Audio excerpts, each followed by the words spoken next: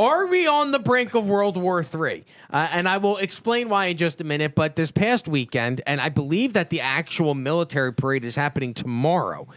It's happening in Beijing. Beijing September 3rd parade. It's a military parade that's going to have Kim Jong-un from North Korea, Vladimir Putin from Russia, and I believe Modi from India, all present and attending, which is, to my knowledge, I don't think the four of them have ever done something like this together. Have you guys? I mean, Modi's a little bit of a flip-flopper. The other three, they've done a lot of things. But Modi, I'm surprised Modi's not being more favorable to Trump, because he kind of goes in whichever direction the wind's blowing with how the U.S. is acting towards him. The summit with Xi and Putin projects a coordinated anti-Western narrative amid a parallel military pageantry. Here's the headline. This is from The Telegraph. Xi welcomes Putin to secretive summit for axis of upheaval. Well, how secretive can it be if The Telegraph is reporting it and we're discussing it? It's supposed to take place tomorrow, and this comes on the heels of back in March, French hospitals were told to prepare for a potential major engagement. I'm sorry, not this past March. This happened this week. They're preparing for March 2026. French hospitals have been told to prepare for a potential major engagement by March of 2026, including surge capacity for wounded French and NATO troops and staging facilities near ports and airports. There it is, reported by The Sun. What's the date on that? That is September 1st, so that was yesterday. Even NATO, NATO's Mark Rutte warns Russia is rapidly rearming with help from North Korea and Iran. This is in regards to the Ukrainian war, urging faster Western spending and munitions output. There's all kinds of weird reports about what's going to be taking place at this military parade, including China unveiling their YJ 15, 17, 19, and 20 anti-ship missiles, advanced drones, including undersea drones. I've never heard of that before. And mobile ICBMs, intercontinental ballistic missiles, that I believe they claim can sink U.S. Navy ships. Here's another headline from The Telegraph. China to unveil, yep, there it is, U.S. ship-killing weapons on military parade. Does this concern you guys that the three, I mean, when you think of Axis of Evil, Axis of Evil was who? It was Nazis, Italy, and but we also had an Axis of Evil in 2000s after 9/11. It was Afghanistan, Iraq, basically the whole Middle East. It's just whoever we don't like at the time becomes the axis of whatever evil. Was it called Axis of Evil during World War II? No, those were just the Axis powers. Okay, and then it became Axis of Evil in 2000. Which War on Terror. Terror. Never called themselves that. We called them that because obviously they didn't consider. Oh, like we're the bad guys here. And what did you call this one? Axis of Upheaval. They're referring to this as the Axis of Upheaval. And I with regard to your question of whether I'm concerned with the ship killer thing, maybe not. I feel like there's typically a huge amount of fear mongering that goes on with the Chinese military. Because remember, the Chinese military has never really been involved in an engagement against anybody except its own people. So that there can be a bit of a paper tiger in this regard of, oh, the Chinese have developed this new thing, and then the United States invests like a few $1 billion in building some aircraft carriers, and suddenly it turns out China never actually did the thing that we said.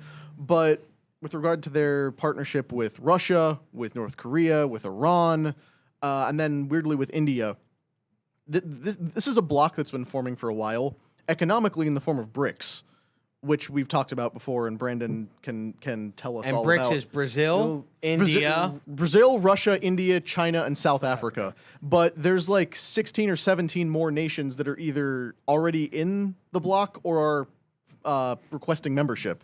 So it's basically the entire East and Global South are forming this partnership that is anti-Western and trying to de-dollarize. So it's to push back against how the United States has weaponized the dollar in recent decades.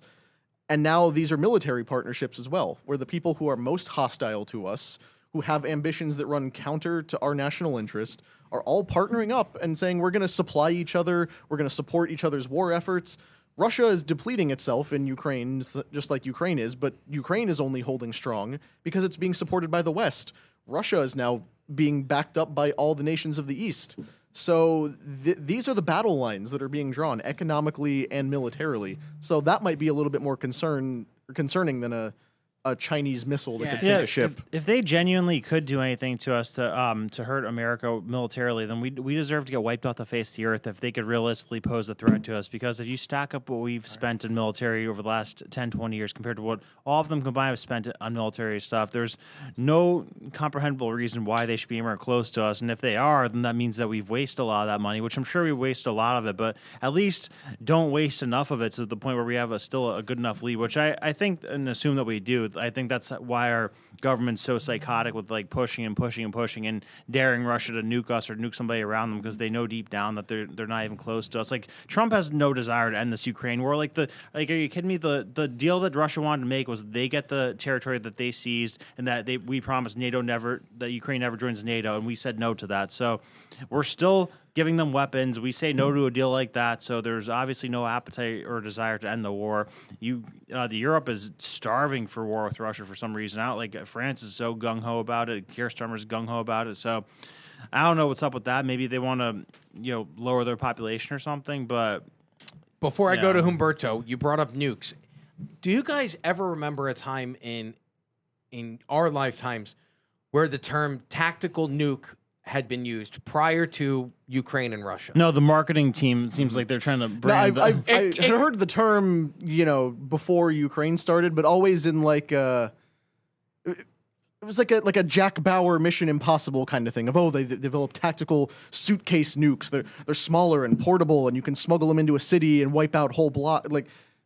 It shifted into a fiction term. Well, because they're trying to normalize it. That's what I was going to say, because it seems like there's this weird normalization that was occurring at one point during the Ukraine-Russia war, where they were trying to make us okay with nuclear war, where they were like, there were articles where it's like, nuclear war is not so bad. Here's how you can survive. And I'm like, wait a minute. All of my life I've heard if nukes go off, it's the end, and we're done. But then all of a sudden they started going, well, it's not going to be that bad. It might be a tactical nuke. Well, that's still a nuclear device going off. Is that not grounds for nuclear war to happen? So it feels like over the past 18, 24 months, there's been this, hey, let's soften the ease of nuclear war. Hey, it's not so bad. It could be tactical. It'll be precision point. Yeah, some people are going to die, but not everyone. Would you rather be stabbed by a guy with a sword?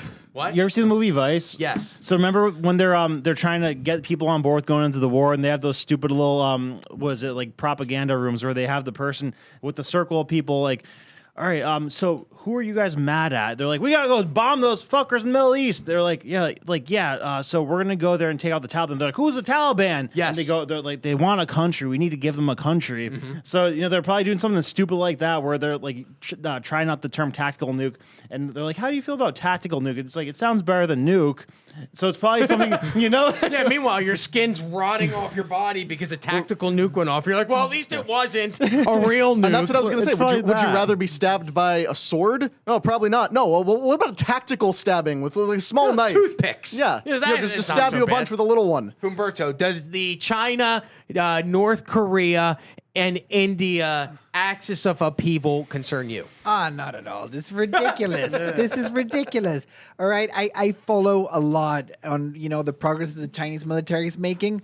All those things are fake. It's all Timu. They try to copy by they look at one of our equipment. They're like, I think this goes here. Well, this if you goes remember, there was when North Korea did a military parade. This was got to be 5 or 6 years ago. They were alleged to have used fake weaponry that was made out of cardboard. Yeah, or balloons. Because the missiles, the missile, it would point up like this, and it just didn't make any sense. They have some ridiculous equipment. They have this single passenger bicycle planes that they're trying to pedal. They're nowhere near for now. All right. Well, their Navy has no range either. Their Navy's... But that's the thing. We shouldn't be like right now. It's not a concern. I'm concerned with what we're not doing as NATO, as Americans. For example, just in Europe, they're down. They need 20% more troops to meet the recruitment requirements. All right. So every country in Europe is 20% down. They're missing 300,000 soldiers just to defend Europe. All right. So nobody wants to fight. Well, who would get involved in something this stupid? Like you got Keir Starmer and Macron telling you we need to fight Russia for no apparent reason. So why would you sign up for that? Well, I don't know. Nobody knows. Like Europeans at this point, if you read the news of what's happening in the UK, what's happening in Germany, they don't even know who they are anymore. You know, like they have no national alliance. The United Europe Emirates. It's absolutely ridiculous. And going back to the Axis thing, like I just did a little research, and apparently that was coined by Benito Mussolini on one of his speeches in November of 1936. He called it the Axis to unite Berlin and Rome. To call himself the axis of evil? No, not the Axis of evil, the Axis. Oh, okay. That's what he called it. But I don't know. This is, and I think India is making a really bad move here. Like being involved in all this, they have so much to win with the U.S. and so much to lose. No, please, India, continue partnering with all of these people. Like, send all your people over there. Go build their tech sector. We've had enough of the Indians. And the last thing, I think Trump should have been invited. Like he will have so much. He will have so much fun there in the parade with all the, like He does love his parades. He loves his parades. Imagine, like I think he's upset that he wasn't invited. And can I be honest? I loved parades too until the gays took him over. And now can't even enjoy a parade without a guy in a thong. Although we don't allow that here in Florida. No, Normally, it's when that allowed. stuff happens in Florida, people are like, "No, weirdo, put your pants on. You're not going to dance around kids." Do you guys think that any of this has to do with the ongoing trade war that we're currently involved in with both China and India, and then the sanctions that have been placed on Russia? 100%. I mean, absolutely. It's all economic and military at the same time. It's those lines being drawn of the United States has one set of interests and the rest of the world apparently has another one. So do we continue to push on that or maintain our dominance?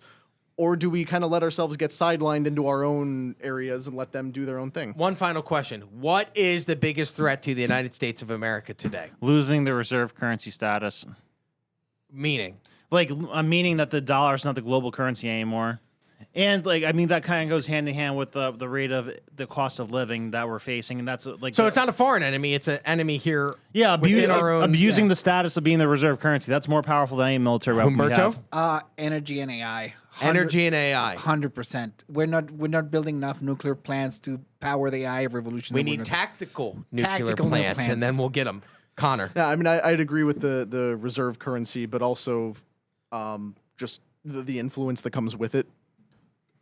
Corrupting that into something where we apologize rather than being a nation that makes everything better when we go and try to be involved in it, then that abusing our status as the reserve currency, losing technological wars, presidents like Obama going and apologizing for American exceptionalism. It's compromising on the vision that made us great in the first place. 1,000%. Awesome. All right.